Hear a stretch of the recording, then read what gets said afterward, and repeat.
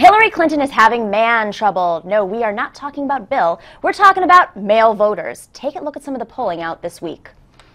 An NBC News Wall Street Journal Marist poll, a very long poll, finds Secretary Clinton's favorability among men is upside down by 39 points in Iowa and 35 points in New Hampshire.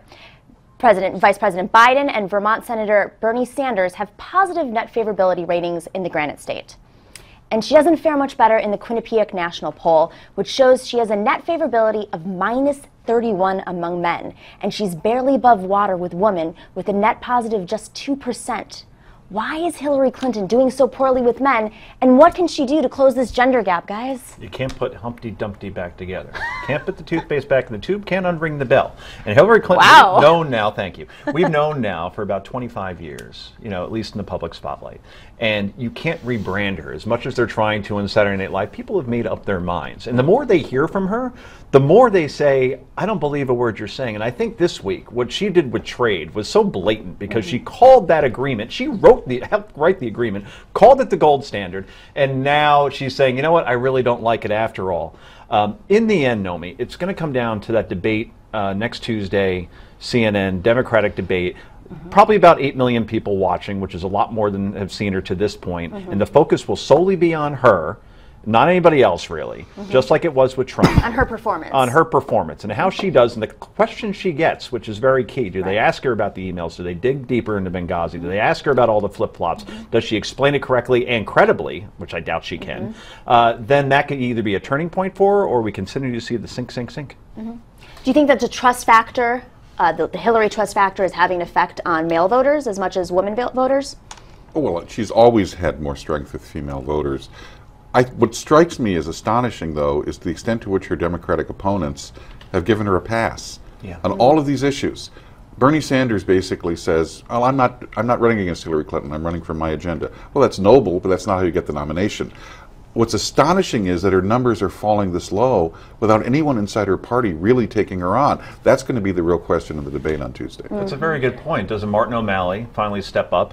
Or is he too afraid to because he wants to really be the vice presidential pick? Or in the cabinet. Or in the cabinet, I don't think he's a vice presidential pick. I think that he's banking on this debate. He's putting all of his eggs in the debate. This is his time to shine. But does putting all eggs in a debate mean you actually go after somebody for the first time? He's been a little critical. He's been a little critical. I barely see her mention her by name almost I don't ever. think He's Martin been critical O'Malley, about the process. And I don't think Martin O'Malley's even laid an egg.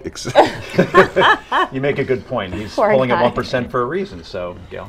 I think that we've got to see what kind of questions are asked of Hillary Clinton at this debate. Are they going to ask her how she enjoys being a grandmother? Or are we going to get some serious questions? And if we get some serious questions, she's going to have a difficulty because she's facing legal jeopardy now. She's a lawyer. She was involved in the Watergate investigation, so she understands from a very early stage in her career what it means to give false testimony.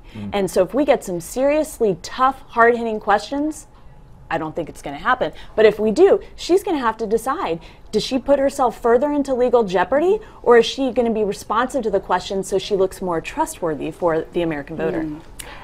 Besides male voters, Hillary Clinton is also having trouble with two other men, Bernie Sanders and Vice President Joe Biden, should he decide to jump into the race, which I hope. Say what you will about the self-identified socialist senator, at least he's consistent. He took a jab at Mrs. Clinton this week, who reversed her previous stance and came out against the president's Trans-Pacific Trade Agreement. I'll let the American people determine who has credibility or not, but let me say a word on that. I'm glad that she reached that conclusion. This is a conclusion that I reached from day one. And that brings us to the Rolling Stone article. This article is titled, "There is no real Hillary Clinton." It says, to a casual observer, Hillary Clinton has been refit, redesigned, and rolled out about as many times as the rumors dogging her for over 20 years. People aren't meant to be relaunched as often as phones. So, is there a real Hillary Clinton? And is it that perception, that perception of her being rebranded so many times that...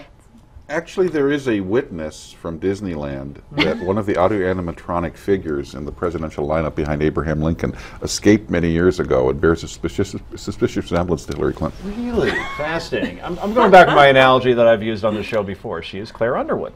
She is a fictional character. She is hungry for power. She will say or do anything to get what she feels is rightfully hers that she has built a career around, and eventually she was supposed to have it in 2008. This Obama guy comes out and snatches it from her, and this time nothing will stop her from glory. But why don't we have that opinion of men? Because don't men do the same thing when they run for president? What's wrong with being hungry for power? She's not very good at it.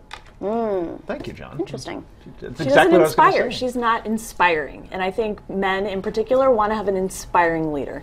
Bernie Sanders is inspiring. You may disagree with everything he says, but you know, and you said it in your read, he is consistent, at least with his principles, even if they're all completely crazy. Is he power hungry, though? Why do you think Hillary is having a hard time getting male voters? Go to newsmaxtv.com/comments and let your voice be heard. Up next, President Obama is planning to suspend the U.S. military program to train Syrian rebels.